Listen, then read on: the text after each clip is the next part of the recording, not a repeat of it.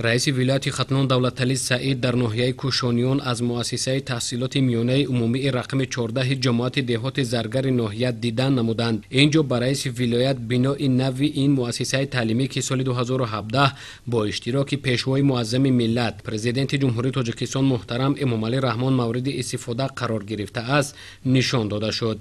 گفته شد که در بنای نوی مؤسسه 1722 نفر در یک بست و در مجموع 2994 نفر خواننده به تحصیل فرا گرفته شدند. مؤسسه دارای 25 صنفخانه تعلیمی، 6 صنفخانه فنی و 2 آزمایشگاه بوده. خوانندگان 4 دهه گرد و اطراف نیز در اینجا تحصیل می نمایند. موجودیت چنین انفراساختار معاصر تعلیمی برای بلند برداشتن سطح و صفت دانش اندازه خوانندگان و رشد نیروی انسانی زمینه مساعد فراهم آورده است. رئیس ولایت ختنان ضمن بازدید از فعالیت مؤسسه با آموزگاران و مسئولین ساحه صحبت نموده تاکید کردند که بلند برداشتن صفت تعلیم و تربیه استفاده ثمرناک امکانیت‌های موجوده و تربیه نسل صاحب معرفت و وطن دوست از وظیفه‌های مهم ساحه معارف محسوب می‌یابد.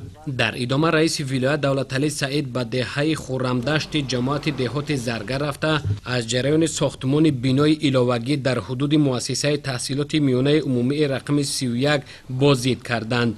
اینجا اطلاع داده شد که ساختمان انشاءات مذکور از جانب بانک رشد آلمان توسط بنیاد ملی اجتماعی مبلغ گذاری تاجیکستان عملی گردیده شده است.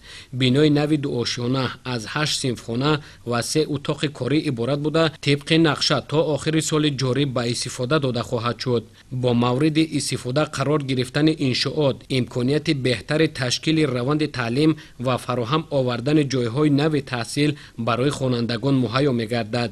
رئیس ولایت به مسئولین دستور و مصلحت دادند تا روند کارها را رونق بخشیده هرچه زودتر صنفخانه‌های علاوگی را با تمام شرایط ضروری پیش از مهلت به استفاده دهند. با نزدیک شدن سنه تاریخی ملت 35 سالگی استقلال دولتی روند کارهای سازندگی در ساحه معارف ناحیه کوشانیان مجرای نو کسب کرده است. رئیس ولایت در ادامه سفر کاری از لایحه انگاروی ساختمان بنای علاوگی مؤسسه تحصیلات میانه عمومی رقم 62 جماعت دهات زرگر ناحیه کوشانیان دیدن نمودند. طور اطلاع داده شد بنای علاوگی برای 940 جای نشست پیش بینی گردیده با مبلغ بیش از 29 میلیون سومانی بنیاد خواهد شد. رئیس ولایت ضمن صحبت با مسئولین به ضرورت با صفت بلند انجام دادن کارهای ساختمانی تاکید نموده دستور دادند که هر چیز زودتر به ساختمان بنا آغاز بخشیده شود. در ادامه رئیس ولایت از پل ماشینگذار که بعد تعمیر و ازاوسازی از جانب ساکنان محلی در دهه برزگر به سمت دهه فرزانگان مورد استفاده قرار گرفته است بازدید نمودند. ضمن صحبت اطلاع داده شد که پل مذکور با تشبث و سهم ساکنان محل با مبلغ عمومی 500,000 سومانی پر را تعمیر و ازاوسازی گردیده است. انشاءات که درازی 35 متر و پهنایی 12 متر دارد بنابر فرسوده و ولنگار شدن حالت پیشینه اش به طور اساسی ازاوسازی کرده شد. ذکر گردید که بعد انجام کارهای ساختمانی پل برای حرکت به ممنوعیت نقلیات و رفت و آمد ساکنان شرایط مساعد فراهم آورده رابطه بین دهه برزگر و دهه فرزانگان را بهتر می‌کند.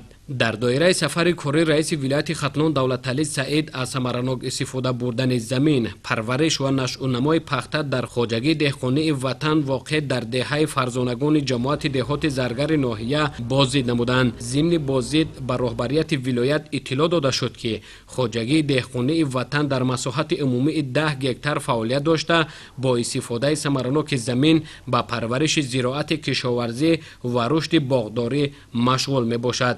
معلومات مسئولان خواجگی در 6 هکتار پخته کشت گردیده نشأ و نمای آن موافق طلبات اگروتکنیکی جریان دارد. همچنین در 1 هکتار جواری مکه دان پرورش کرده می شود که برای تامین احتیاجات ساحه چاره‌داری و استحصال محصولات کشاورزی اهمیت مهم دارد. رئیس ولایت ختنان ضمن شناسایی با فعالیت خواجگی از استفاده ثمرناک زمین و رعایت قاعده‌های اگروتکنیکی اظهار قناعتمندی نموده با مسئولان جهت بلند برداشتن حاصلناکی و سه نمودن میدان باغ‌های اینتنسیوی و استفاده تکنولوژی‌های معاصر کشاورزی баъзе тавсияҳои муфид доданд.